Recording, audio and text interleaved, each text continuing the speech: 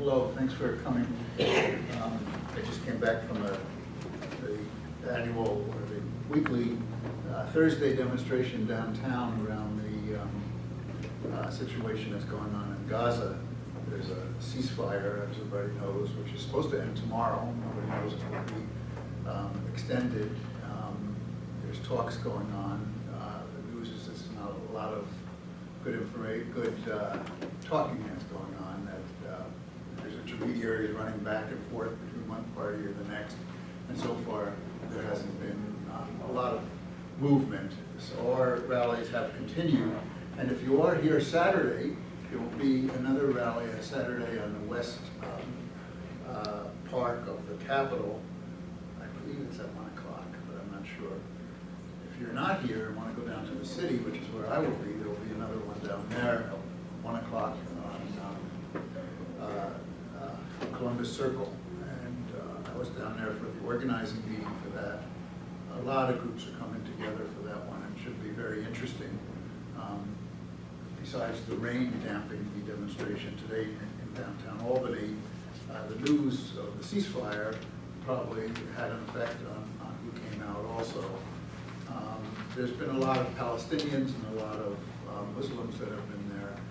And among some of the Palestinians, when you talk to them, there was just a genuine concern for family members that they did not know what's happening to them, that any minute they could be killed. There was no way out of Gaza. You know, most wars are some kind of humanitarian corridor where people could leave and they could become refugees, which isn't a great thing, but at least hopefully it will save their life. But there was no way to do that for the people in Gaza, and there was a tremendous, and it is a tremendous humanitarian crisis. So much of that area, the largest, Gaza is only 1/4 the size of Albany County, and it is extremely densely populated, perhaps the most densely populated place in the world. Almost every school has been destroyed, almost every mosque has been destroyed, the hospitals have been hit, whole communities have been destroyed. And the last time that this was done, the Israelis, who have a siege of Gaza and control what goes in and what goes out, they decided that maybe only the Gazan people, the Palestinians, only need 2,000 calories a day, so they allow enough food to provide for 2,000 calories a day. They want to make them look like concentration camp survivors, I guess. But after the last attack on Gaza, they didn't allow construction material. So how do these people live, you know? So it's important that we keep up the actions and go along with the demands that the Gazan people are saying, which is that there can be no ceasefire if the siege is going to continue, because it doesn't allow them to live as real people, you know? I mean, there are people who have scholarships in Gaza, in major schools outside, and the Israelis say, too bad, you're not going. They take away their hope, they take away their future, and they take away their humanity.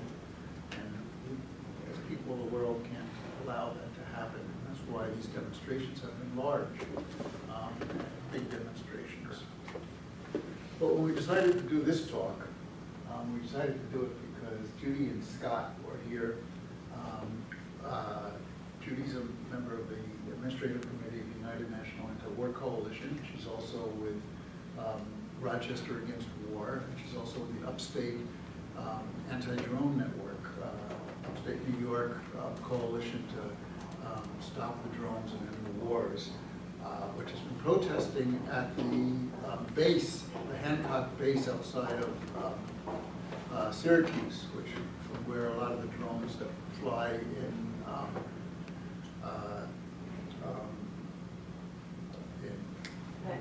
Afghanistan, that's showing my age, are flown from. You know, people sit behind terminals and watch families and watch people out in the streets in their homes, and then at one point target them and kill them.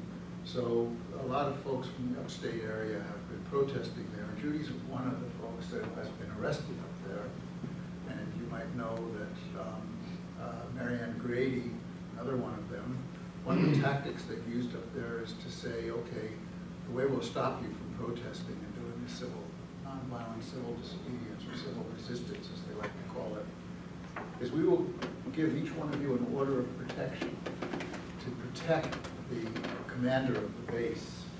And therefore, you can't go where he works, which means you can't go to the base. And if you do, you're in violation of your order of protection. So instead of being a very small violation, as it normally would be, it becomes a violation of the order of protection. And so Ann Grady, for instance, who didn't come to a rally, but went across the street from the base to take pictures at a rally, they said, well, formally, really, the base owns that property. So you violated your order of protection. She went into court, and they gave her 1 year in jail. So this is what they could do, because other folks who were going to trial, Judy is one of the people who has been protesting and doing civil disobedience. The other person who will be speaking tonight is Scott Williams, his last name, Scott Williams. Scott is a member of the International Action, IAC International Action Coalition, which is also a member of UNAC, and he comes from Philadelphia. And he and Judy, together with a bunch of other people, including another member, a leader of UNAC, Joe Eisenbacher from Chicago, went to Syria during the elections as kind of election observers to see what was going on, and to see what happened there. And they went to different places within Syria. Joe Eisenbacher, for instance, went to Homs, which was one of the places which was occupied by the opposition. But a very short time before the elections, it was liberated from the opposition, and they had elections there. And so the pictures he brought back and some of the discussion was very interesting about that. You'll hear some of that today. But we decided to have them come to this forum, and when they came back, they did a press conference at the United Nations and then had a forum across the street at the United Nations church offices building. And, they decided to do a little tour of upstate New York and come here. But since then, events have continued. And Syria has kind of been moved a little bit off of the front pages and off of the page 12 even. And yet the struggle still goes on in Syria. And it did at first because of the situation in Iraq. We went through this whole Iraq invasion and occupation, and Obama said he was withdrawing the troops and so forth. And all of a sudden, ISIS, which was part of the opposition in Syria and was being pushed out of Syria, crops up in a big way in Iraq. ISIS is Islamic State of Iraq and Syria, and some other names. Today they just call it the Islamic State. And the second largest city, Mosul, in Iraq, fell right away. And other cities started falling. And so it looked like the opposition there was making some big gains. And so what did this mean? You know, the U.S. is kind of supporting ISIS in Syria with training and weapons. And here is in the opposition to that. So what does that mean? And Judy also spent some time in Iraq, so we decided to bring Iraq into this. And since then, the situation in Palestine has also surged again. Lots of 1,800 people have been killed in Gaza and so forth. So we decided that this forum should be on Gaza, Syria, and Iraq. And that's a long way of doing an introduction to Scott. Right. It's going to be good. Wonderful. Well, thank you all for hosting us here. Again, my name is Scott Williams from the International Action Center, and also a group called FIST, which is a socialist youth group. And it's great to be here. We do have this monumental task, which Joe kind of outlined, which is kind of connecting the crisis in Palestine, where we've seen almost 2,000 people die just the last month, to the crisis in Syria, where over 170,000 people have died just in the past 3 years, to Iraq, which we know is utterly devastated by decades of U.S. sanctions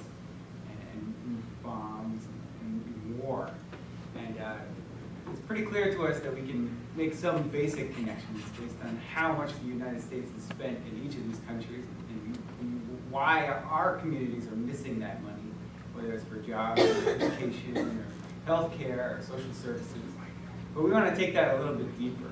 And we really want to, our goal is for the anti-war movement, for all the people around the world who care about justice and freedom, to understand the true connections and the role of the United States with all of these wars. So I'm going to do that. I'm going to try. I'm going to do my best. Great. So I hope everyone has seen some of these countries and understands where they are in the world. I was a geography student, so I always like to, have my map with me and understand the connections. Judy will show quite a few more maps later, but as people can understand, we have Iraq and Syria quite along the border in a pretty desolate area, mostly desert. And then here it says Israel, but you can find Palestine here, Gaza and the West Bank, of course. And from here, these are all the countries that we're going to be talking about tonight, and they all have an intimate connection to the dominance of the United States in the region, whether it's U.S. puppets in Egypt, in Saudi Arabia, Qatar, or whether it's countries that are resisting the United States, such as Iran, Syria, Palestine, and others. So I want to start, one of the words I'm going to be using a lot tonight, and a concept that maybe some of you thought of in the past, is the question of imperialism. And I'm going to be using this word a lot, and I don't want you to think that it just refers to a period in time in which U.S. foreign policy, took the task of annexing other countries and other places. If you look at a U.S. history textbook, you might see that U.S. imperialism was a time when they took over Puerto Rico, Hawaii, Philippines, and kind of conquered the rest of the continent here. But imperialism is more than just a foreign policy choice of a particular party or a particular group. It is actually the economic system that we're talking about here. It's a system of monopoly capitalism. It's a system of dominant corporations, with the names of owners such as Carnegie and Mellon and Rockefeller and J.P. Morgan and all the names that we know in different areas all across the country. Monopoly capitalism.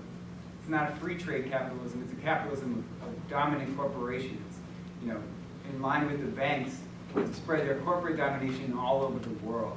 And there's one major law to monopoly capitalism, and that is expand or die. And that's how, throughout all of these wars, we'll be explaining how corporations are basically, the United States government is serving corporate and bank dominance all around the world. And that's what we call the dollar following the flag, and also vice versa. U.S. foreign policy is about what's good for the corporations in the United States and the banks which run the United States. And while we see the rising of countries such as Russia and China, and Brazil, and India, and countries all over the world who are really developing their own countries, we still know that the United States is the primary power in the world, the primary imperialist power. We operate with that as kind of the basis for understanding different aspects of what I call the 4 basic tactics of imperialist war. And I'm going to use these 4 different tactics as a way to explain the situations in Gaza, Syria, and Iraq, so that we can kind of understand and read through some of the lies, some of the propaganda, and just exactly what is the U.S. role around the world. We're going to start with democracy, dictators, and terrorists. All of those words are in quotation marks. Maybe you've heard, maybe you remember George Bush pretty recently, maybe using all of those words in one sentence. But certainly, all the time, we're bombarded with, the United States wants to spread democracy. They want to, end the dominance of these certain dictators, and they certainly want to eliminate any terrorists. And we can think of that with very clear examples. I hope most of you recognize these men. These are some of the leaders, the former leaders of the countries we're talking about tonight, starting with Bashar al-Assad, who's the president of Syria. Who's been more often than not, he's referred to as a dictator by U.S. media. We have Saddam Hussein. Obviously, people probably understand who he is. And then Khalid Mashal, he's the leader of Hamas. Currently, he lives in Qatar. And his organization, throughout all of the major media from the United States, you'll see words like militant Hamas, terrorist Hamas, or it'll be Israel versus Hamas rather than Israel versus Palestine. It's the way that the United States propaganda uses language to make you think that Hamas is somehow illegitimate, when in fact, Hamas swept the 2006 elections, which the Carter Center said were some of the were pretty much examples of democratic elections, some of the best examples of democratic elections in all of the world. So, democracy. Much of my report will actually really focus on Syria, but also be kind of rolling in Iraq and Palestine. And Judy will do a better job of explaining some of the internal and external developments for Iraq. But I wanted to focus really on Syria. So democracy. I think people remember maps like these. This is from 2011. This is from CNN. There's an entire period called the Arab Spring, which was kind of a general term for uprisings in many different countries across the Arab world.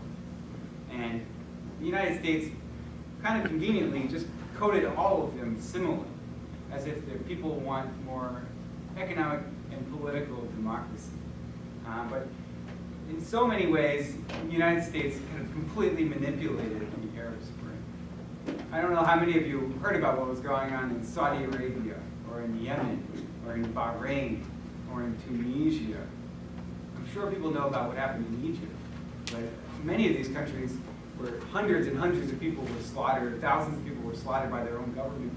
We never heard about the controversy. We never heard about what people demanded. We never heard about anything. And that is because these countries are allies of the United States. Other places you did hear about, countries like Libya, Syria, and Egypt.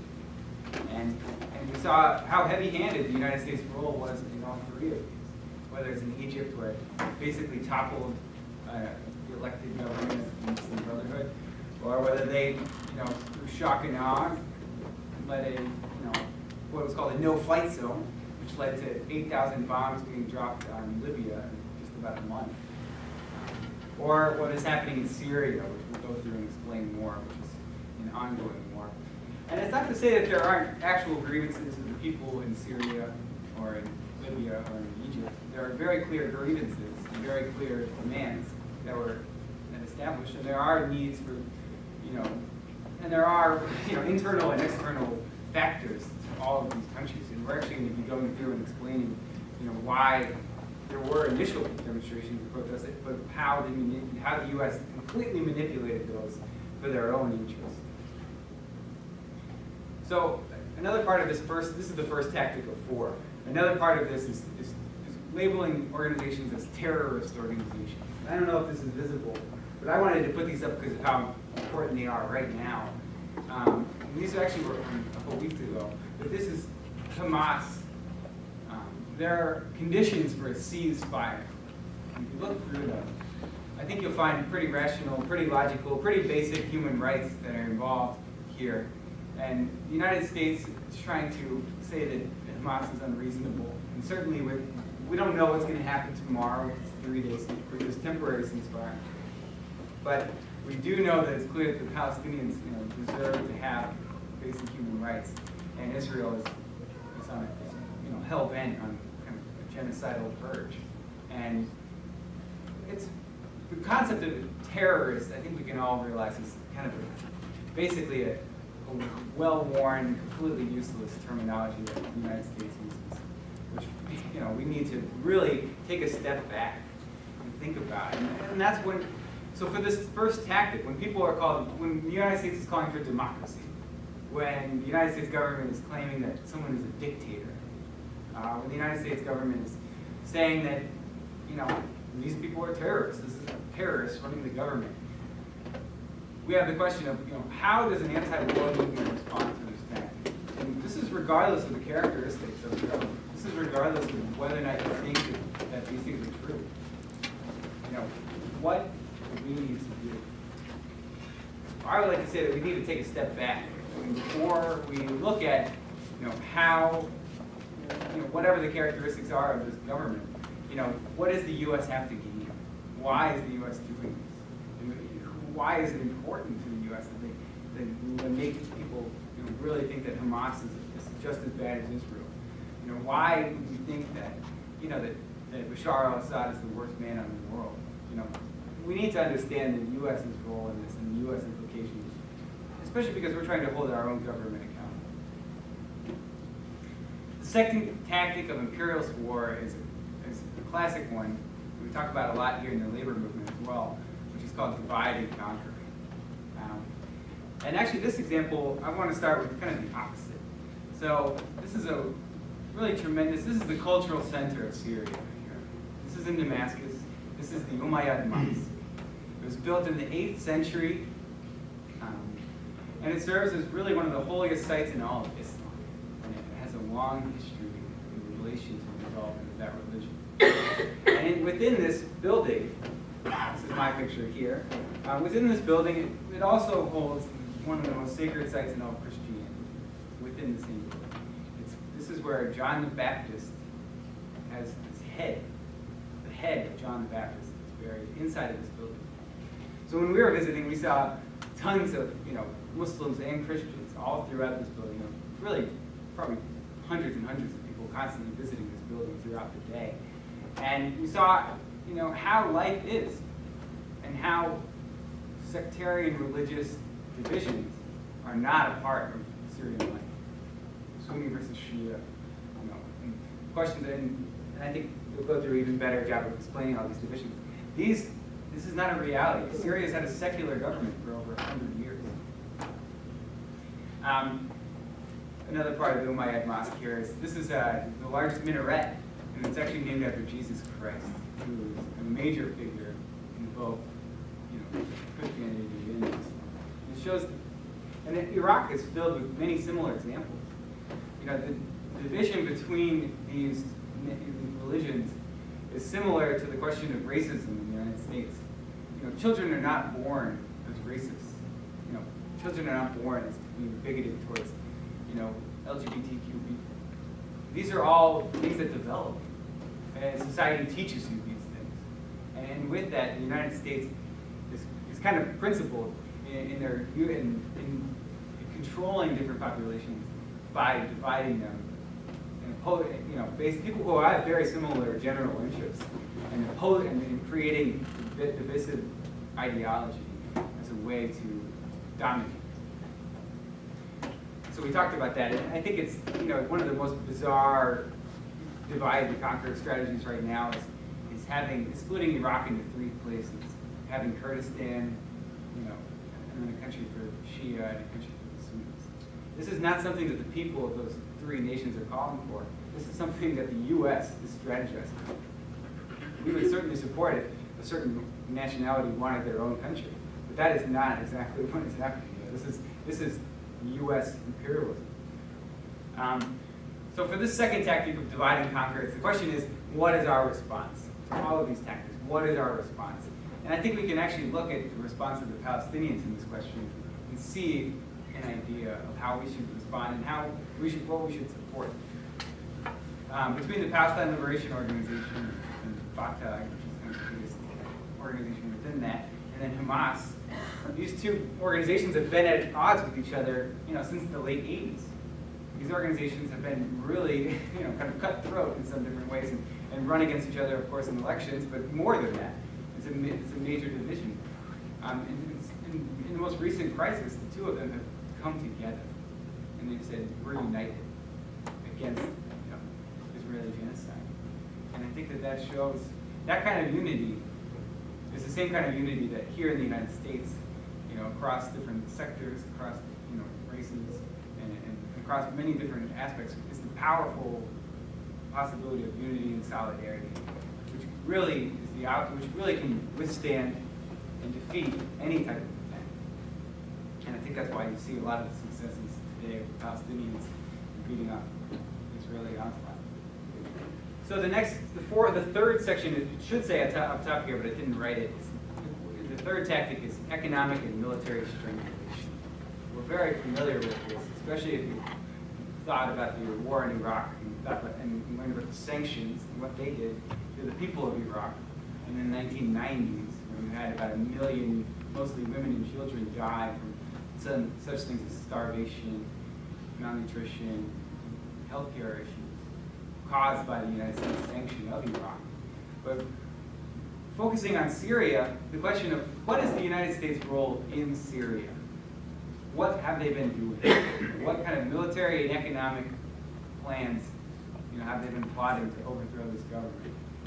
It's clear that they've been funding, this is to the tune of billions, they've been funding, training, and arming right-wing insurgents, organizations like ISIS, al-Nusra, which is the Al-Qaeda affiliate, or Free Syrian Army, which is what they call their moderate group.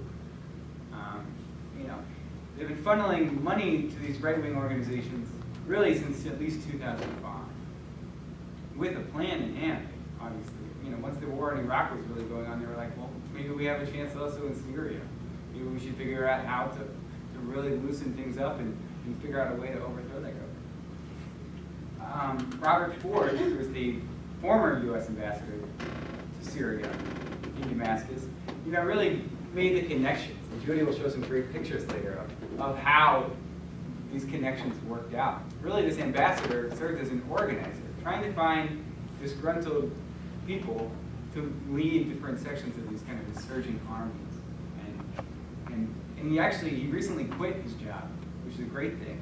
He quit his job because the United States was losing, because his plan didn't work, because there really is no social support for the insurgents. The U.S. has also imposed sanctions on Syria for a long time on very many different sectors of their economy. And that's caused also the currency to be devalued by 50%. They've also recently funded political support of a group called the Syrian National Council, which is supposed to be the future government of Syria if the U.S. had its plans, if the U.S. got its way. This is a group of exiles. None of these people live in Syria. The U.S. Supported these insurgents, which have destroyed over 600 hospitals, hundreds of schools. They've stolen, they've actually literally taken all the machinery out of over 1,000 factories in one city alone and moved all the materials to Turkey, which is another government that supports these right-wing organizations.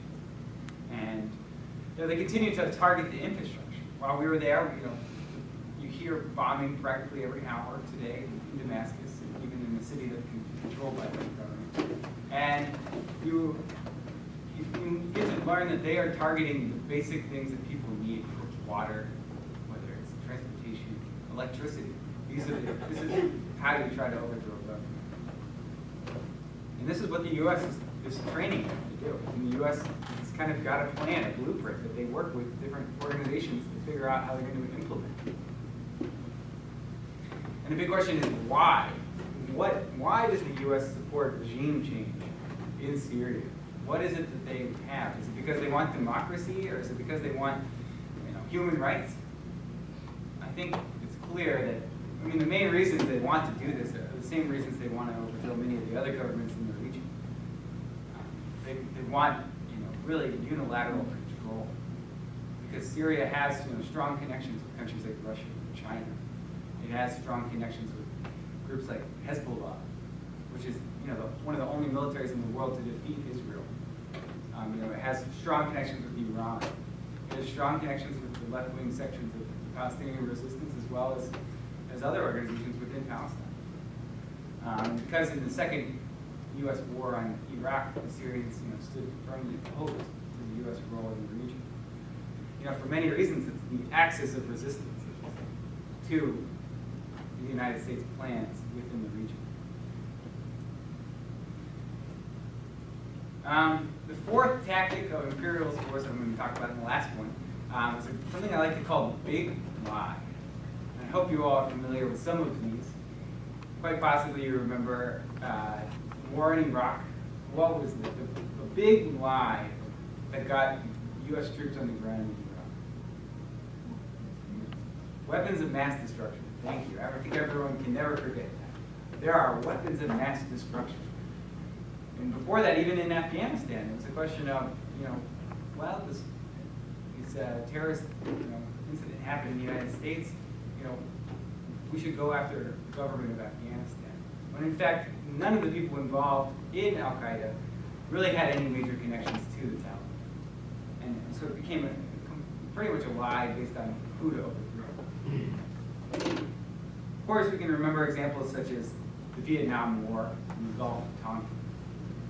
Maybe if you know your history, you know also about the Spanish-American War, which a ship called the USS Maine was blown to pieces on the shores of Cuba, giving the United States the reason to annex Cuba.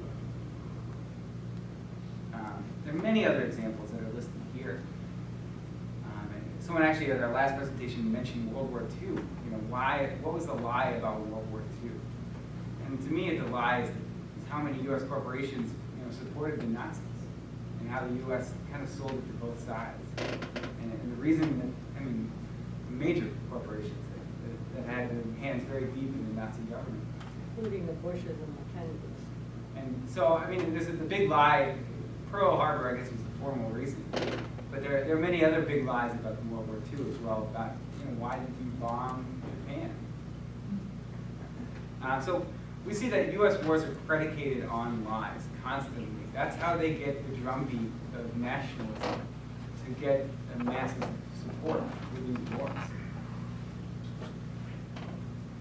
So the big lie in Syria, I think everyone remembers last summer, Obama went on TV in the middle of August to say, you know what, there's a red line.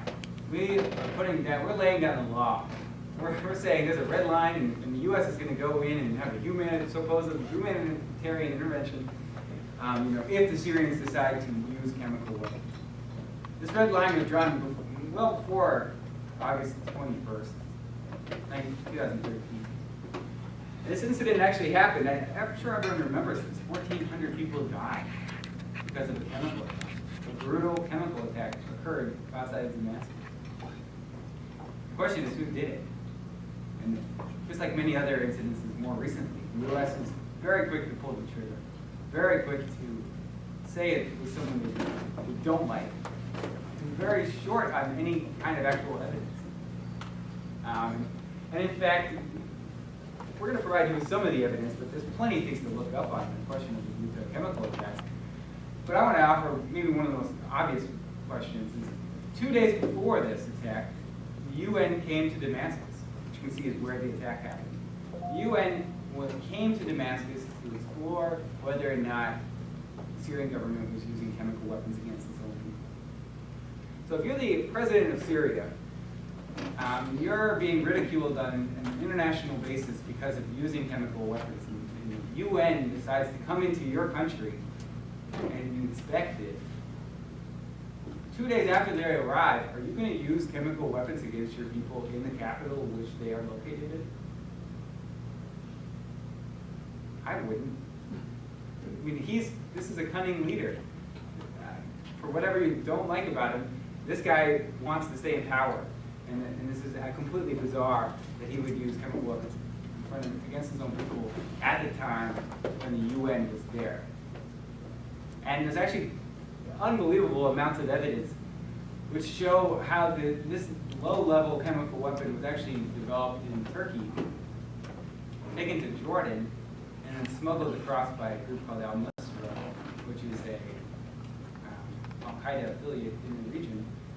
And there's actually, this is from Global Research, they're screenshots, some of it, but there's a lot of actual real evidence which shows that the Syrian government, this is not something they this is not something they can do, and this is not something they have the interest in doing.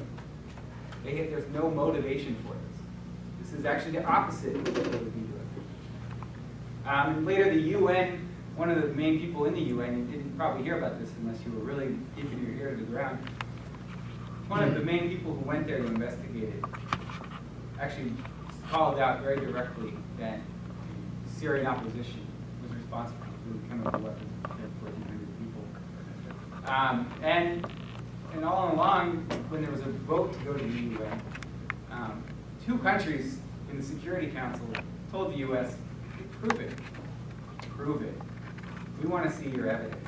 Those countries were Russia and China. They said, look, we're not satisfied with this. We remember you lied about so many other things, prove it. And they might have their own ulterior motives, whatever. But they actually said, no way, there's no reason for a no-fly zone. This is not something the Syrian government did. And there's plenty of other evidence online. I invite you to totally look it up. Go all out. But I am suggesting that the Syrian government did not use chemical weapons. Another situation that's similar but earlier was called the Hula Massacre. 2012, 108 dead. There's actually a picture. I don't know if you can quite read it or see it, but this is a picture that is actually completely wrong. This picture did not happen. This is not a picture of Syria. This is a picture of Iraq. And in the BBC News, they published this picture as being in Syria in 2012. When in fact, it is a picture of Iraq in 2004. And actually, the person who took the picture said, wait a minute, I recognize this. I can't believe you're doing this. So he ended up making a big scandal of it. And it just shows how the media, actually, some of the images you see in the media are not even accurate. They're not even real. They're actually, this is an image of what the U.S. did in Iraq. So, later the UN, investigated this as well and said that the Syrian government was not responsible for the Hula massacre. And it actually pointed directly to the Free Syrian Army. So with those four tactics of divide and conquer, of disdaining the leadership, of economic and military strangulation, and of just overtly lying about implications and needs for war, despite all of that, and in line with all of that, the United States has spent the last several years, basically arming with tens of billions of our tax dollars, this opposition in Syria, which has killed over 170,000 people. Last month was another very violent one. More people died, I think, in Syria than in Palestine, which is it's a horrible thing in general. It's unbelievable. And it continues. I mean, there's actually tens and even hundreds of thousands of people who are missing at this point. And the plurality of deaths, almost the majority of deaths, are actually the Syrian army. There are a lot of civilians who have died as well. And at this point, there were 2,600 armed insurgents who have been killed. These are the numbers of July, when I put this together.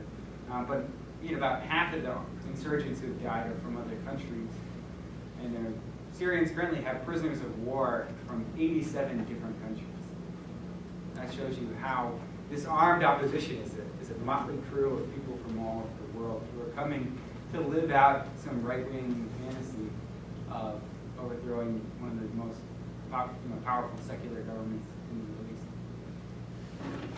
But to kind of counter that, over 100,000 Syrians have voluntarily organized their own militias, which get some weapon support from the military, but they're not paid soldiers, and they have been kind of organizing in mass.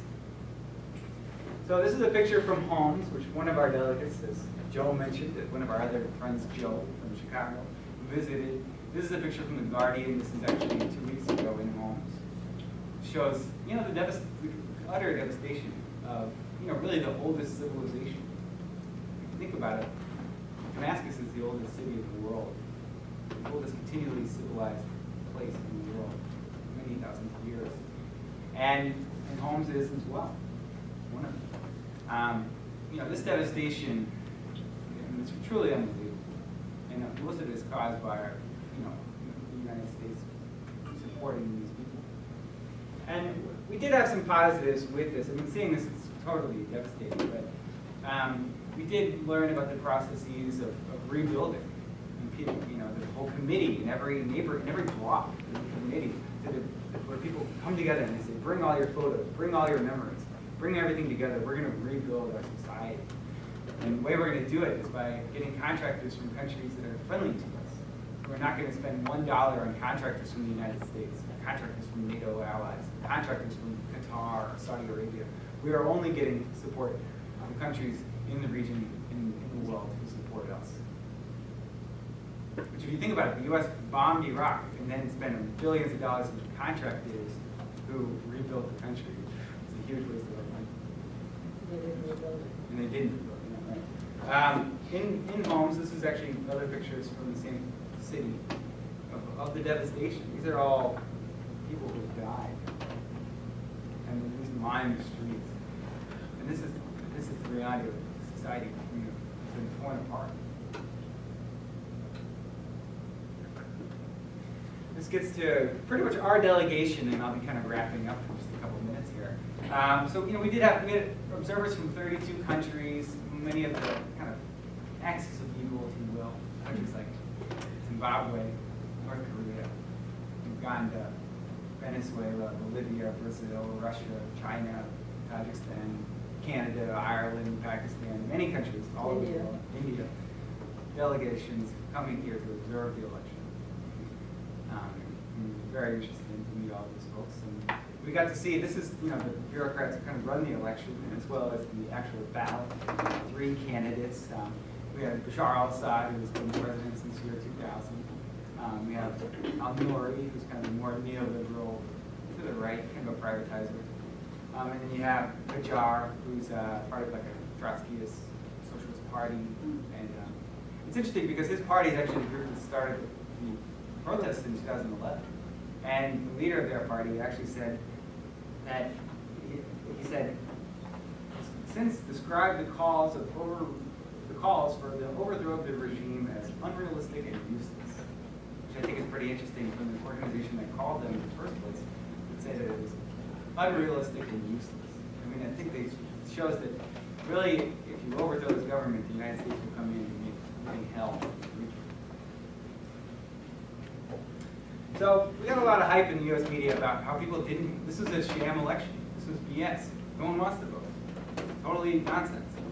Well, just before the election even started, this is what voting looked like in Lebanon. This is Beirut. And usually when people don't want to vote in elections, they don't go to their embassy to vote. But on this day, and for the next 3 days, there were over 100,000 people waiting in line to vote in this election. I don't think it was, and from actually our experience was that this was a celebration. This was actually, to many people, a moment to look forward to because it meant the beginning of the end of the Civil War. This meant we're moving forward. We have a political process to take on ending this conflict. We can finally reestablish our support of the government and say, look to the West. We support our government, and we want security, we want peace, we want our own society. So 2.5 million refugees live outside of the country who are voting age because of this war. They live outside of the country. And in many countries, in NATO countries, in the U.S., they were not allowed to vote because those countries didn't say, they said that this was sham elections. They refused them the right to go to their embassy and vote. But meanwhile, many more countries around the world, mostly, countries that are, for whatever reason they want this, to support the Syrians, were able to vote. The only European country, I think, was the Czech Republic. Many others. The election results, it was kind of very clear. The president won with 88.7% of the vote. It's unique in a sense because it was the first election in a while that has had many other candidates. But even if you ask people, if they were to elect somebody else at this point, even if someone else had better policies that they supported, that would create complete chaos and a standstill. Because really, they weren't about to. But now they actually have a reformed constitution. And in their parliament, they have 9 different political parties represented to show you that there is quite a bit of plurality. This is my trip. This is the Friends of Syria and Venezuela, which is a group that organizes between the two countries, immigrants from both countries. And they were kind of my hosts for my tour. A city called Sueda in the south. And I'll go through here because I want to end this. This is election day, kind of in these packed booths, and this is a woman voting with the ink on her finger here. And the lines were long, lots of families involved too. The rebels said they were going to bomb polling places, and they called for a boycott of the vote.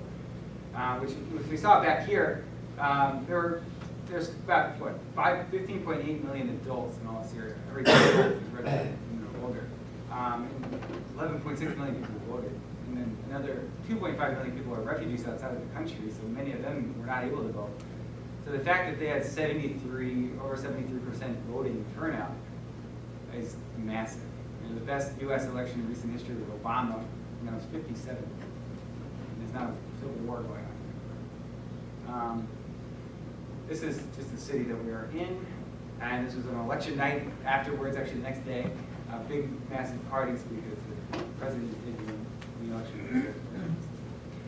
Just to kind of wrap things up, in connecting all of this, how do we beat these tactics? How do we defeat the U.S. war front? It's one of the biggest questions for anti-war activists in the United States. We are, in a time where there's an endless economic crisis, we are torn with the endless war drive in the United States that cannot get enough of destroying people all over the world for new markets, whether it's new markets for bombs, or new markets for oil, or new markets for natural gas, or new markets for anything. The U.S. really left us hell-bent on fighting more wars all around the world. We have to figure out how to end that. That's what I'm operating on the assumption of. And we do this by defending the right to resist by any means necessary. This means not blaming Hamas when they try to defend themselves. And don't blame the victim when they're the ones being killed. We need to build a mass movement in the United States to connect the conditions here in the United States to the role of these wars. And connecting intensifying racism and police brutality and budget cuts and gentrification and all the different things that affect the U.S., the people of the United States with this endless war drive and propaganda machine so that we can bring it down. Of course, as I said, we need to dispel that propaganda and kind of to end things. The only way to defeat monopoly capitalism is to get rid of it. And I'm operating under the assumption that we need to replace capitalism with a society that meets human needs. People control the economy, and people control the politics in that society.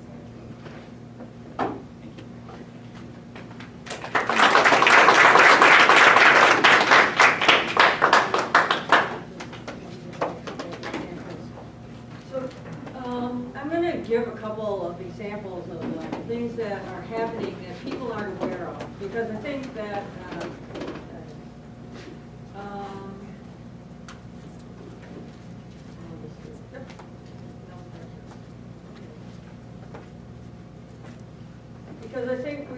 there's so much going on that we aren't aware of, and it makes it hard for us to understand, or to respond appropriately. Like when we hear over and over again that Bashar Assad is a monster, or that, Hamas are terrorists, as Scott was pointing out. So I'm just going to go through a few of these. One thing to start with my pictures. Where I went to vote, the military was guarding the spaces. And the people in the military were very comfortable together because the military is of the people. They have a draft there, they have a military that's expanded throughout the society. People have family members, like the pictures of the martyrs or the deceased that you saw on the walls. And so you notice that they're all just kind of hanging out together, and they're not at all bothered by the presence of the military among them. And in fact, that's their security. And I just wanted to mention that because we're not used to that here, and so it seems very alien to us. But actually, when you have a war on your own country, on your own soil, they might be the only thing standing between you and a suicide bomber or an attack by a militant group coming into your city and just starting to kill people, which has been happening all over Syria for the last couple of years. So you see this mixture. And so here I just wanted to show, these are my pictures of the people enthusiastically voting. One gentleman is putting his hand over the helper, the assistant is putting his vote in for him. She helped him put it in an envelope, and he's like helping her put it in. And the woman has her little girl with her, and they're voting together because they want because they believe that this is a democratic action. And they want to share it. They want to participate and to share it with their children. And this is another place where I went. And again, you see the military's right there. This is a cement factory, so it's all men there. and a little more bureaucratic than in the first place in the town of Banyas. And this guy with the big eyes looks a little like my nephew. He's a war veteran, like my nephew, who was an Iraq veteran. And this young man had crutches, and I believe he had the bottom of his leg was a prosthesis. And people were made way for him, so he wouldn't have to wait in line. And everyone that I've talked to and everywhere I voted said that they voted because they wanted to have a future. And that they were voting for Assad because they thought that was the only way that that would happen. They didn't see any future through the insurgency. Here I visited a refugee camp. The people there are from Aleppo. I went to actually Latakia and Tartus, which is up on the coast in the north. I'll show you on my map when I get there. But here's a refugee camp. The people are staying in a school.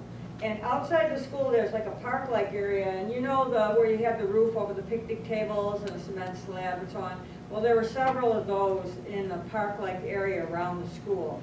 And so some people were sleeping outside, which wasn't too terrible a thing in June in Damascus or in Latakia. But and the women and children were sleeping inside the building. And you see these children, they're kind of excited. The little girls at the bottom are watching us. I was with one of the MPs at this point. I traded cars a number of times. And as we drove away, they're looking because kind of the big shots came to town and then they went away and, you know, nothing changed. And so they were just kind of bemused by it. However, these people, Syria, every person in Syria has access to free medical care and to school for their children and to school up through, say, college level, up through PhD actually. And so these people, because they're inside Syria, even though they're refugees, their children go to school, and they have medical care, and they have food allotments, and they have some refuge in places, good drinking water, and places to sleep, dry places. Okay, this is Sarah, my friend Sarah, who was staying with me a year ago. She was in my house, it's hard to believe. And she went back, she was in Baghdad for a while working for a charity in the city. And now she's in Erbil, working with the refugees. And now Erbil is overrun. They cannot handle the refugees they have. The refugees there are Christian, they're Turkmen, they're other Kurds, they're Sunnis and Shia. They're all the people driven out of Mosul and the surrounding towns and areas around other cities in northern Iraq that have been overrun. And they're at the top, you see how crowded it is where they are, and they're behind a big fence. And at the bottom you can see that they're loading them on trucks. And what they're going to do, what they're doing is, because they don't have enough resources to support them in Erbil, they're putting them on these trucks and they're sending them south to Basra. Because Basra has more money because the oil wells are there. And they can, and they're not sending away all of them either, believe me, this is like flood over. They have hundreds of thousands of people flooding into these areas. They couldn't possibly care for them all without assistance.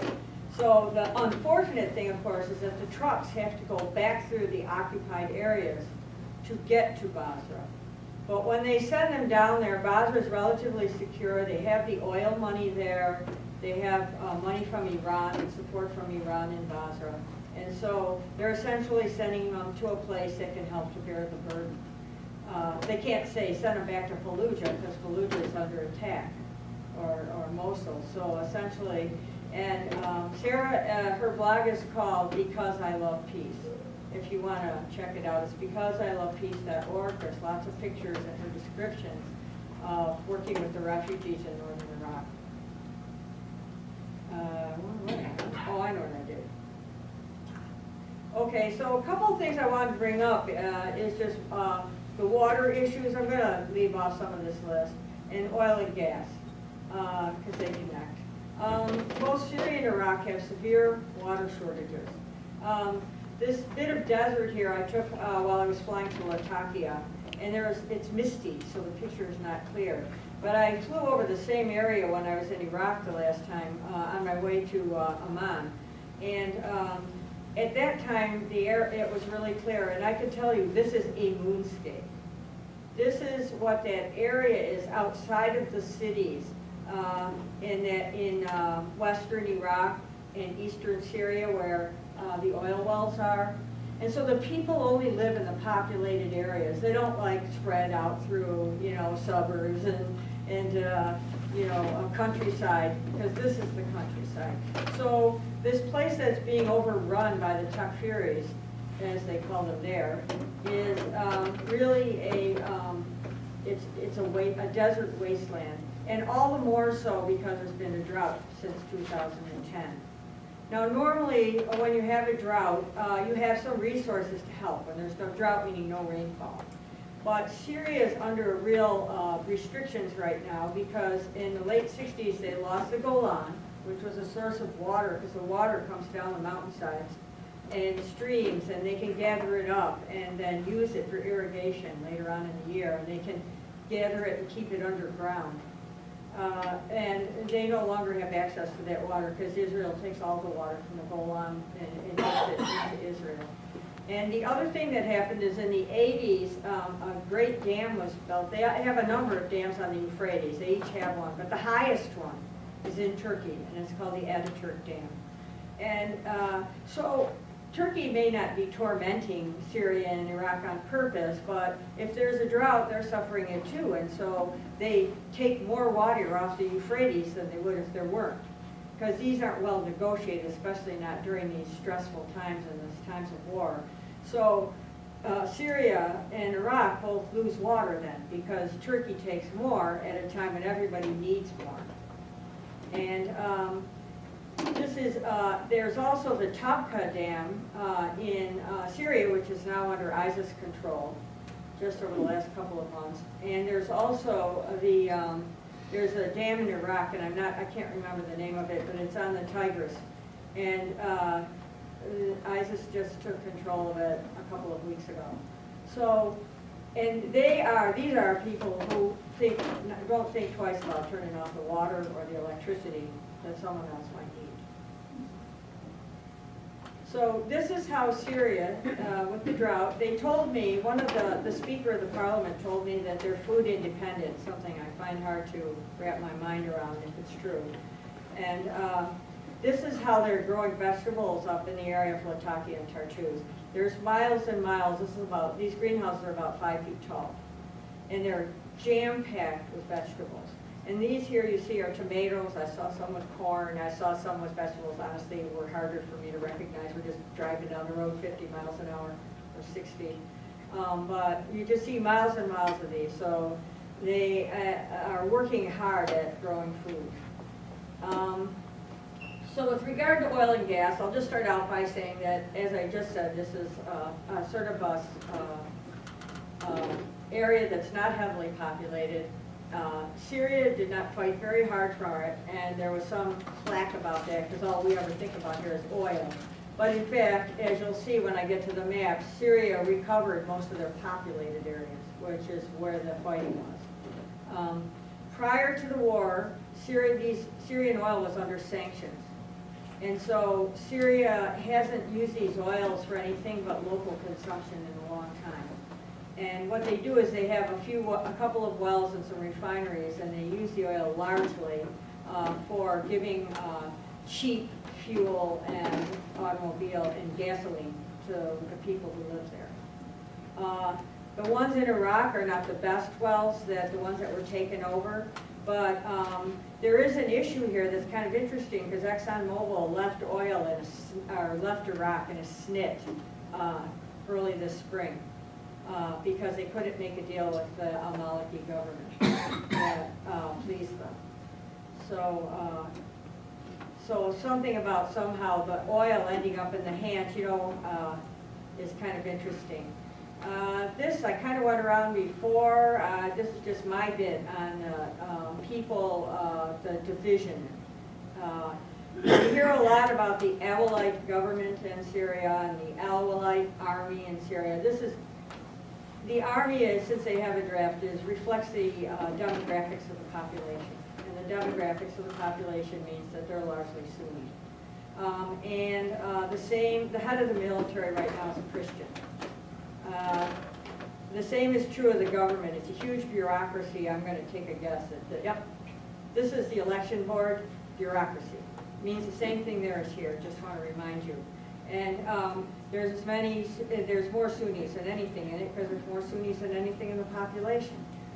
It's true the president's an Alawite, and some of his top advisors are, but there's many high-up Sunnis in the Syrian government. So a little more just on it's more than just Christians and Muslims, it's more than Sunni and Shia, it's more than Alawite and Sunni. In Syria and Iraq, they have Azeris, and Alawites, Christians, Assyrians, Armenians, Kurds, Turkmen, Yazidi, Druze. They have so many sects I can't even tell you. And they embrace, especially in Syria, they embrace diversity there. And these people have lived together for 2 centuries since Christianity began. And then it was Christians and people who hadn't got to the book yet, and Jews. There were a lot of Jews there, but most of them were, during the wars between Syria and Israel, were lured either to Israel or to the United States. One other thing. Just recently I saw an article by someone in Iraq, and they said, why is everybody crying for the Christians being driven out of Mosul? You know, you Westerners are so narrow with all your thoughts about the Christians, and you don't seem to understand that they aren't driving the Turkmen out, they just slaughter them. And the Yazidis, they call them devil worshippers, and they kill every last one of them wherever and whenever they find them. So the Christians are lucky because they're being allowed to leave. So there were a lot of sources of discontent. Back to the roots, as I just showed you, drought and poverty are problems. There were a lot of unemployed people when it started in Syria. And and Ambassador Ford was organizing them against the government. And the Muslim Brotherhood is a center of that, and that's kind of, that's too complicated to explain right now, but it plays into a lot of what's happening with Egypt and Hamas, both of whom are strong Muslim Brotherhood centers. And everybody, you know, wants to be in power. Iraq is a totally destroyed country. The al-Maliki government has not rebuilt it. They have not been able to do anything constructive in the country. And it may be, as people have told you before, that it's deliberate, but I think it's also just totally incompetent and immobilized. There is more money around the Shia areas in the south. The real reason for that is, number one, that's where the best oil wells are. And the second reason for that is because they're close to Iran, and Iran has a huge investment in the shrines in the south of Iraq. And they spend a lot of money there. And they would do that no matter who was president, except for Saddam Hussein, who would let them. But otherwise, that's just a normal response from them.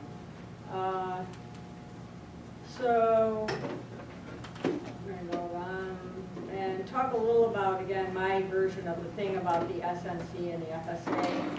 They were never integrated together. The FSA was always indigenous, the Free Syrian Army, and the SNC never was.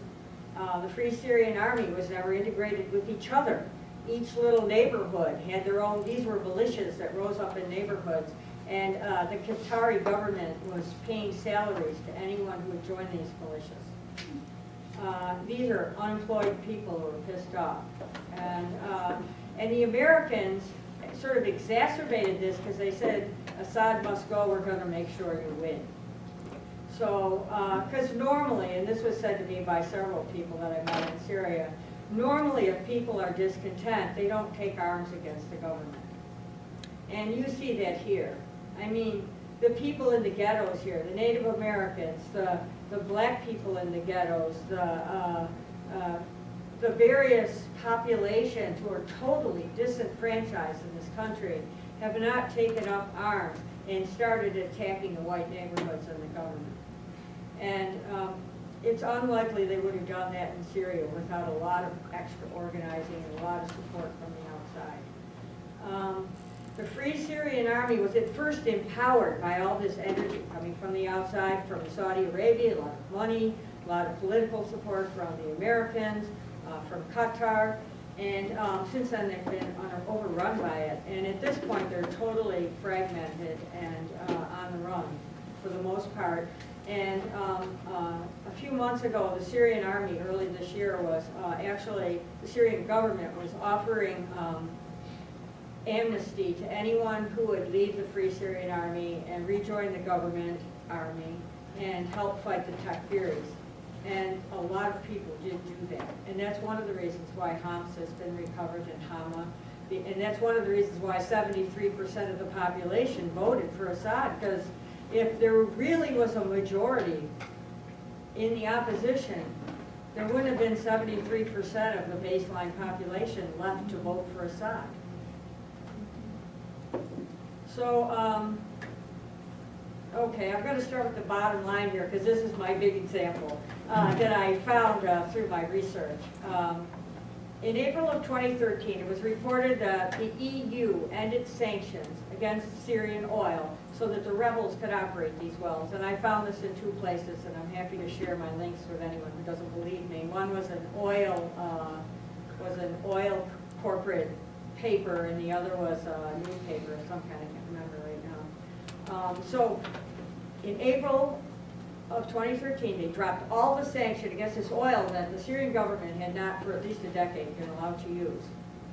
And, but who was going to operate these refineries and these oil wells now? So here we see, this is Ambassador Ford with John Kerry. I think Assad just, this is Assad Abu Khalil's website. I think he put this picture in just so you know that it really is Ambassador Ford, because his readers would know that. So here we have Ambassador Ford with General Abdul, what is his name? Abdul Jabbar, yes.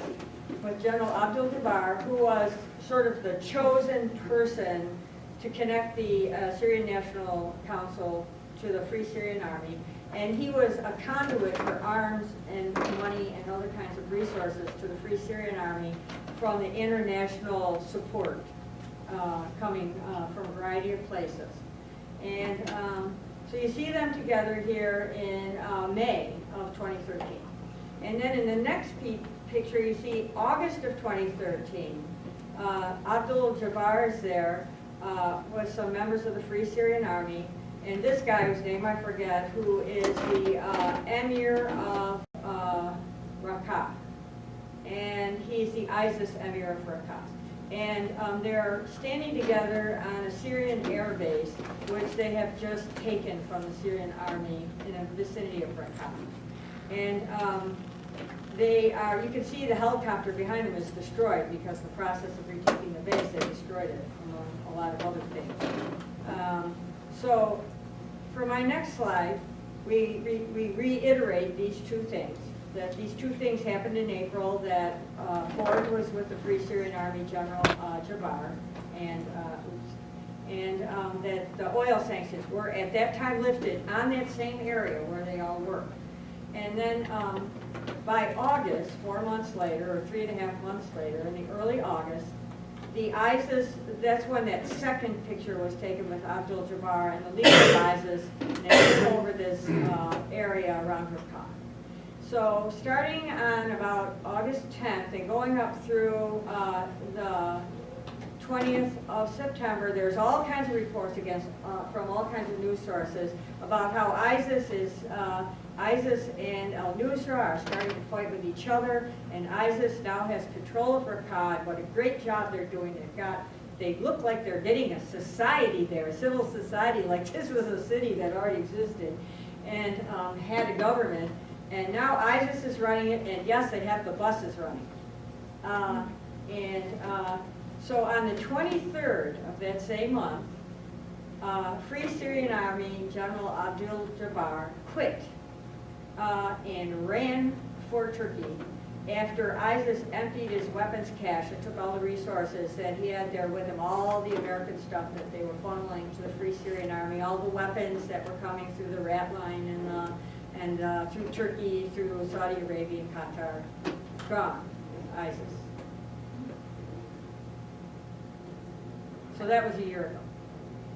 So now we're hearing ISIS, first ExxonMobil left Iraq this spring, and then the Syrians were retaking a lot of territory with help from Hezbollah, and they are, and suddenly ISIS runs over into this totally devastated country of Iraq and starts taking over more oil wells.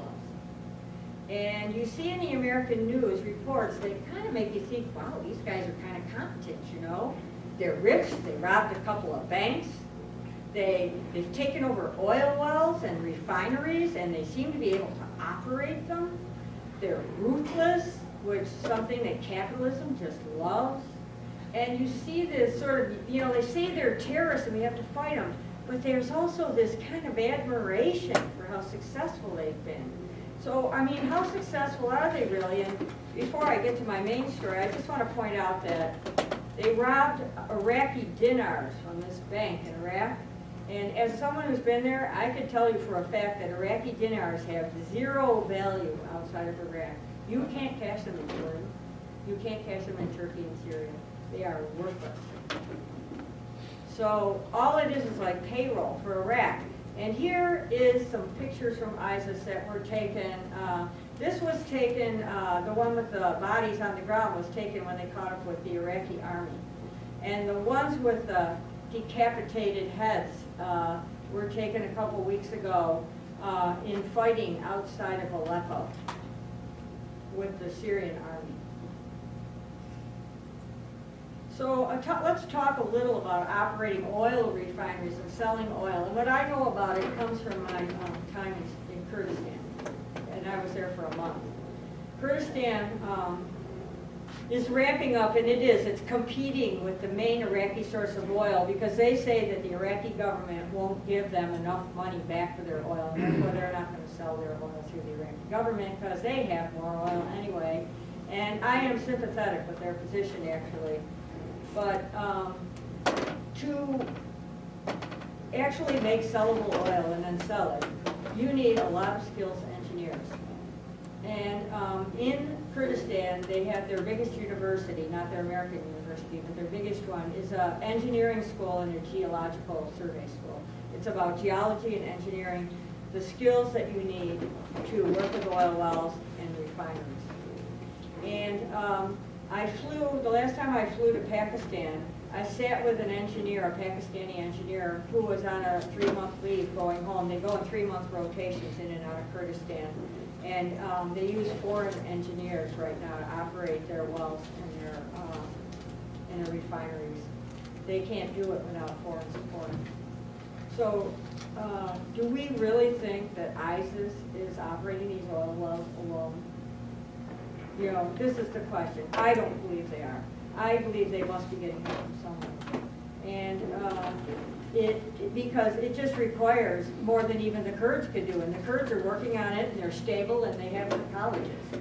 And the Takfiris that are flooding in and joining ISIS from all over don't have that background.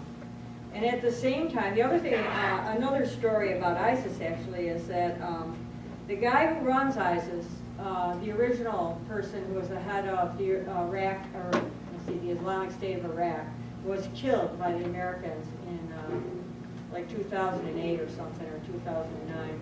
And the guy who is operating it now, al-Baghdadi, is actually was in an American prison in Iraq, and he was released after we left in 2011.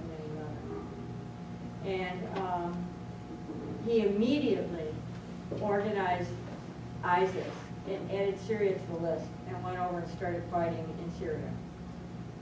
So he is an Iraqi, and he is very focused on this war in Syria and Iraq. In my opinion, the U.S. will tell you they don't support them. Oh, should we put boots on the ground? Should we start bombing? And it seems to me very hypocritical, because they have supported these people. And they may deny it, but the information I'm giving you says that even if they didn't purposely support them, they certainly supported them. Because the EU would never drop those sanctions. if the US told them not to. And because all these weapons they have that they keep taking somehow from the people that we're allowing them to be given to and that we're providing them for is, you know, even if it's an accident, it's beyond, you know, it's, what do you want to call it? It's just an impossible level of incompetence. It's an unjustifiable level of incompetence. And I just got news in the last couple of days about you know, how the army just ran from Mosul, because the Kurdish papers are starting to publish things. And one of the things they published was an interview with a general who had been in the Iraqi army, but he was a Kurd. And he said because he was a Kurd that he didn't have very good weapons and a lot of men in his group, because they didn't trust him not to take them back to the Peshmerga. And he said that the Sunnis, about a month before Mosul was overrun by ISIS, deserted. And that would fit with the story I heard before, that, you know, that the Iraqi Sunnis were so frustrated with the central government that they were going to allow ISIS to sort of come in and be a spearhead for them. But finally, my question is, if you heard that these vicious fighters were coming after you, would you leave your tank behind? Would you leave your guns behind? Would you take off your uniform and go into hiding instead of using heavy weaponry that they don't have? You know, and the story that I was reading in the Arabic press was that that the officers were the ones that abandoned their men, and then the men didn't know what to do. And why would the officers abandon them? I mean, the officers aren't on the front line. The officers are normally, you know, in the background telling people what to do. So why would the Shia officers, the only remaining ones who controlled any resources, have allowed this to happen? And I think, you know, I'm not going to give you an answer, and I'm not sure of an answer. It's certainly circumstantial, whatever I might think. But ask yourself that question. When they tell you about these guys, these thousands of men who fled before like 1,000 or 2,000 at the most, warriors coming in with weapons that weren't as good as their own, and left behind the good weapons. Because the reason they're kicking ass right now outside of Aleppo, and the reason that they're beating the Kurds to the point that the Kurds are asking us to help them, is because they now are using our weapons that they took from these Iraqis who abandoned them, so we're told.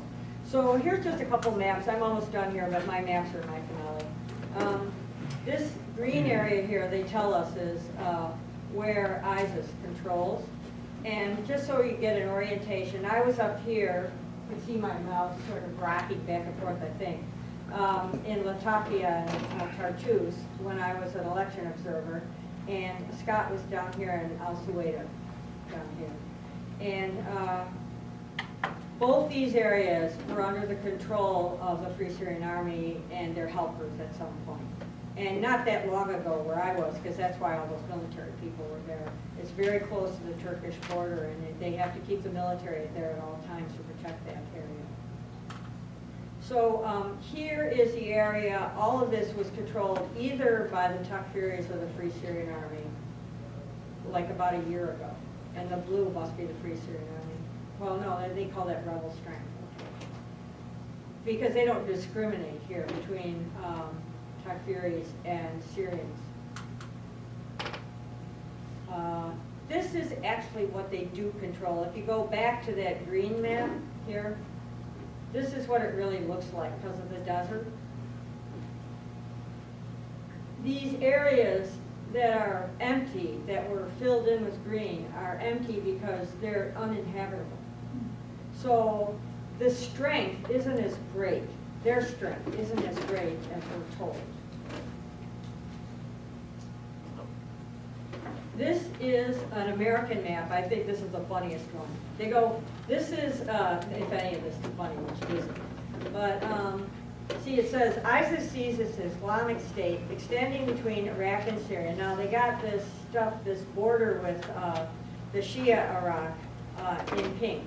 And mind you, the Iranians would have to join the fight if they were down here, because this is their border too.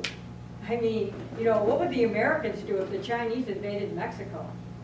Think about it. You know, so then they have this other area, and notice they leave Jordan, which the U.S. Nominally controls here, and Lebanon, as if there was nothing there, as if there was no threat. And here's the Kurds up here. But we know for a fact that in the last week or two, ISIS has threatened, ever since they had the Islamic State, they said they're going to take Jordan and Lebanon too, and God only knows why they leave Israel out. I mean, it's a shock in the midst of all that. And they've been also fighting with the Kurds on this border to the extent that the news today is that the Americans are now bombing along this border and to assist the Kurds. Yesterday's news was the Kurds asked for help and said and that they thought they were going to get it. Today's news is the Americans. So, onward. So how is this a U.S. intervention? Well, it's a direct U.S. involvement to create a civil war in Syria following obvious destruction of Iraq, which is a pretty big intervention. We've been supplying weapons to all sides in Iraq and to the anti-government forces in Syria, including ISIS and al-Nusra, either through incompetence or through deliberateness, and I leave it to you to decide which it is. I really personally don't care. We've been financing ISIS through the oil and the weapon sources, again, either through incompetence or deliberately, you decide. The U.S. supports allies who are, everyone knows that Saudi Arabia and Qatar have been financing and managing the revolution in Syria, and Turkey. Turkey has been keeping its borders open. It's been controlling resources that go to these people. And don't forget, the U.S. base at Insula is only 100 or 200 miles, I don't know what it is, north of that border. And it's one of the biggest U.S. bases in the Middle East. And the U.S. government and the U.S. media have been hiding the truth about what's happening there. Hiding it by calling Assad a monster. And I'm not even going to go into the discussion of whether or not that's true, because I could. I'm not going to, because I think the argument against the U.S. is stronger than whether or not what his role is. We talked about why Syria and Iraq, the axis of resistance, and representing the axis of resistance, we have one of my favorite players on the board, which is Hassan Nasrallah, who is the leader of Hezbollah, who has behaved itself very well in Lebanon, and has kept it its own space, despite the fact that it has the only functioning military in Lebanon. And so I'm going to read to you what he said about this. Last spring, you can find the speech, if anyone wants the links, it's on my blog. He made this speech. He loves to talk. He's kind of an Hugo Chavez. He has his own TV show once a week on his own channel, and he talks to the people. At the end of this one speech, just the last 10 minutes of it, he explains why they had to go into Syria and support the government there, which they had not thus far done. So we're talking all the way up to the beginning of 2014. And he says, this is not just about the party, meaning Hezbollah, or the resistance. All of us will be eliminated. Don't you see what's happening in Aleppo, Idlib, Raqqa, in Fallujah and Anbar? Ask. Don't ask the seculars. Ask the Islamic parties in these areas about what had occurred to them. If the Takfiri terrorism triumphs in Syria, we will all be eliminated. And if the Takfiri terrorist movement is defeated in Syria, then we will all remain. And I think, again, this is a very modest statement. He's not talking about conquest, he's talking about survival. So what should we do? This is my version of what should we do. And it's very similar to what Scott said, except that I'm less political than he is. So I say, we should stop our government, and I'm a peace activist. I do not believe that militarism will solve the problem, ever. Stop our government from funding and facilitating, oops, jeez, really bounced my mouse. Okay, stop our government from funding and facilitating terrorist organizations like Israel and ISIS. Stop our government from using sanctions to undermine legitimate government at the expense of the people. Stop meddling by our government to secure Western interests at the expense of the welfare of the indigenous peoples. Educate ourselves about the difficult choices faced by foreign peoples in their governments. Respect the lives, the values, and the decisions made by other people in other societies that might be different than ones that we might make. Abide by international humanitarian law and human rights law, because only then can we enforce it and hold others who break these laws accountable. And that's the end of my.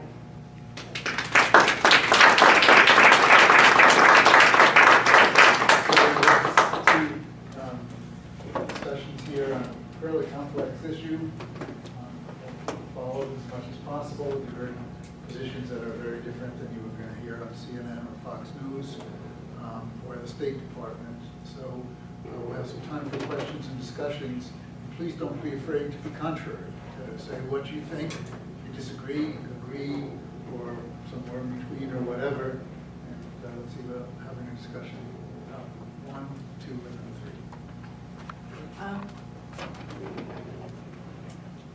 3. I'm maybe more cynical than you mentioned government, working with the government.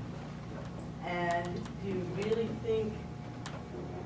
You mean, are we talking about our government now? Yeah. Oh, okay. Our government, not Yes. governments in other countries. Do you think that the government that we see, don't you think that the government is kind of another big lie? That it's not really the government that we're seeing, that it's actually not, I don't want to say shadow government or conspiracy, stuff, but I mean, it's being run by the corporations, it's being run by ExxonMobil, by I agree with you. and global. So how do we really fight?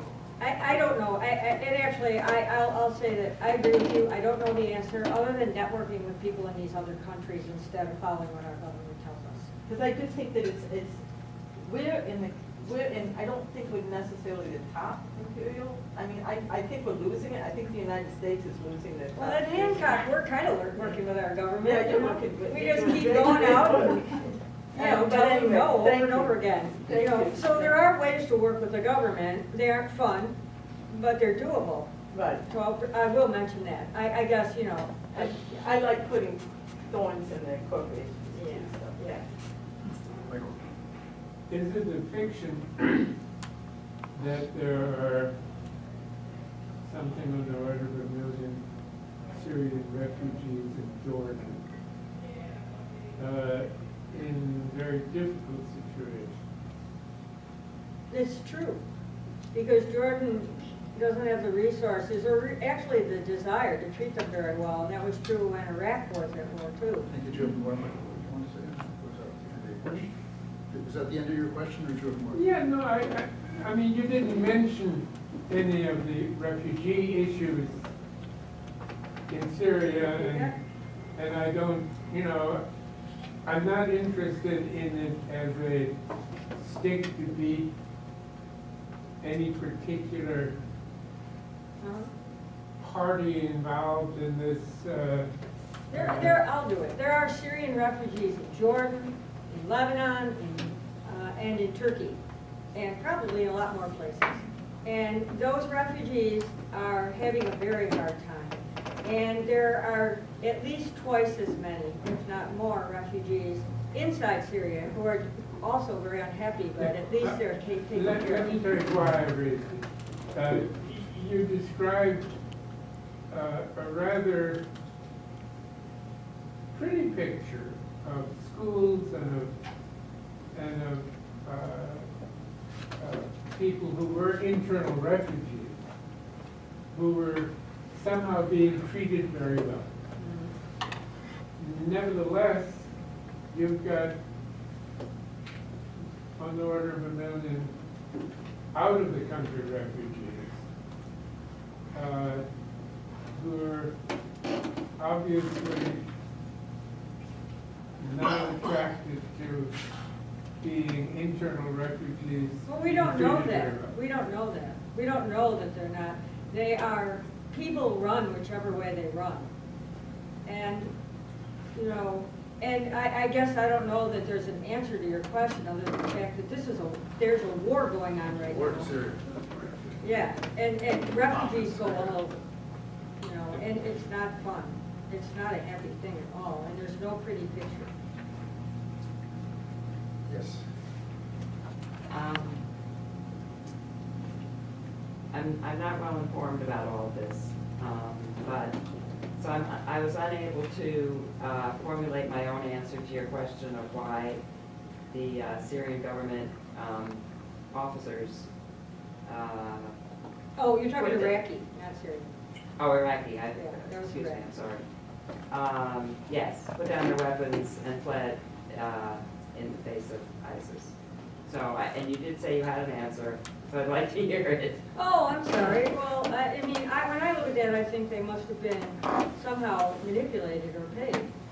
Because they fled from a smaller force and they left behind their weapons, which were better weapons than the smaller force had. And no matter how barbaric that smaller force is, if they have not as good of weapons and there's less of them, you would think you would stand and fight. I mean, there may be something that I don't know. As I say, this is circumstantial. I can't prove it. But a lot of the things I've said have since been proved. And Yeah, this no, I is just understand. Part of it, I think, is the Maliki government is such a mafia government that people don't want to risk their lives to defend it. It's part Well, of they it. are defend, but see, that's the difference between Iraq and Syria, because in Syria, they're not defending the government, they're defending themselves, they're defending the country. I don't know, I'm saying in Iraq, why would some of these generals not fight? I think some of them didn't really want to fight for the Maliki. I think that might be part of But it. when you're talking about an outside invader, you're not fighting for the president, you're fighting for you're fighting to protect the place that you are and the people in it. I understand. But at any rate, there are other answers, and this goes to prove it, Yes. so we didn't disagree. With all this destruction of the cities and the infrastructure and the massive killing of people, innocent people in the area, at what point that becomes a war crime against the responsible of that massacre? The question is, I guess, who's responsible? Well, And- you mentioned some people responsible. Yes. You mentioned our country Yeah, well, in Saudi Arabia. and Qatar, Israel and whatever, you know. At what point that becomes a war crime? Well, I mean, more killings. It can't 12 be years ago. sorted out. Huh? The history of the United States is the history of war crime, whether it's against the indigenous population. I didn't hear you, excuse me. I'm saying that it's difficult to answer that question because there's so many of them. The history of the United States is the history of war crimes. The destruction of the indigenous population of this country is the Well, first one. that's a different story. Well, no, and they've destroyed a lot of other, they've killed a lot of other people. too. Hiroshima and Nagasaki were war crimes. Yes. Of course, Yeah, but these people were punished. Japanese and Germans, they were punished for the crimes. A lot of innocent people died as a result of these war crimes. Hiroshima and Nagasaki were war crimes. No one was punished for bombing them with nuclear weapons. Civilian cities full of people. No, I'm talking about the Japanese Yes. attacking us. They They were lost. punished. We're discussing. Yes. Okay, well, you mentioned the Syrian government supporting the Palestinian leaders, that their outset Syria was one of the few Arab countries that doesn't support the right of so-called Israel to resist. That wants the Palestinians to be allowed to return to their homes in Palestine. It doesn't support like a Jewish supremacist colony in Palestine at all. The other ones were Libya and Sudan, which also been destroyed. I was wondering if when you were in Syria, if you talked with any Palestinians in Syria and what their position was, because I go to Palestine demos and some people view the Assad government as being, as hurting the Palestinian refugees in Syria. So. I think it's it's a difficult situation, right? In many senses, Palestinian refugees live the best in any place in the world. They live the best in Syria, in a lot of senses. But there is and when we talk about the Palestinian community that lives in the United States, there is a divide between, support for the so-called Syrian revolution and the support for, the government and the president. And even the forces within Syria. I mean, groups like the Popular Front for the Liberation of Palestine have sent people to fight on behalf of the government.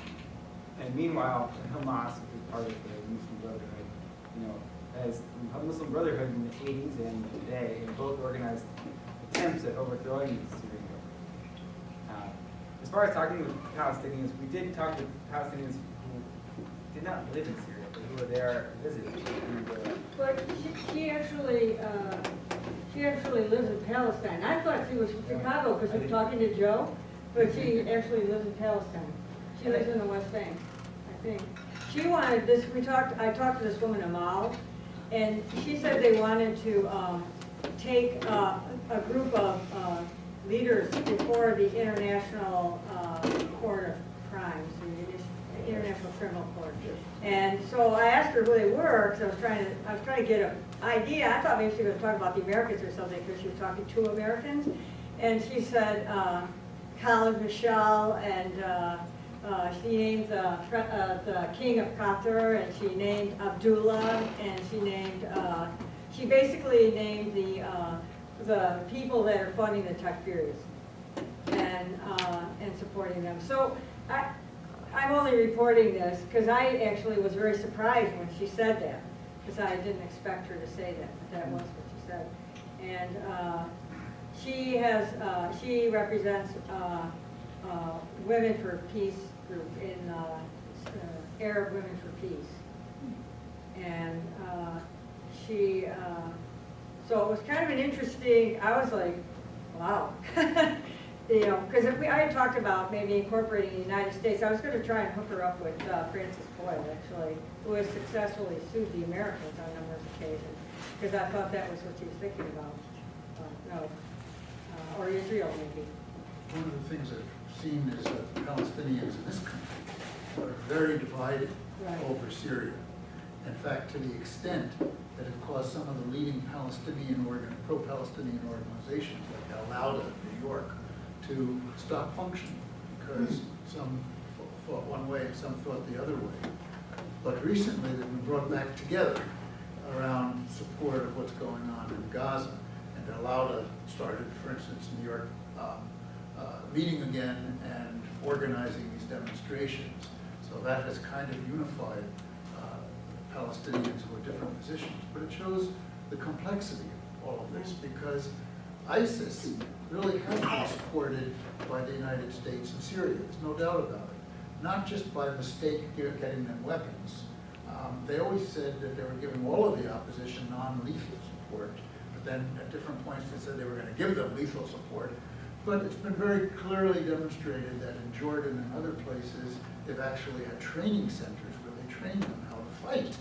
And these are some of it's not uncommon what they've done before. They supported bin Laden when he was fighting the Russians in Afghanistan. They support these terrible fundamentalist warlords that do terrible things to their people. They just control different sectors. Again, it's like the mafia. I keep on hearing this thing, and I keep on using this. This mafia family controls here. This mafia family controls here. They support these people, and they have supported them in Syria.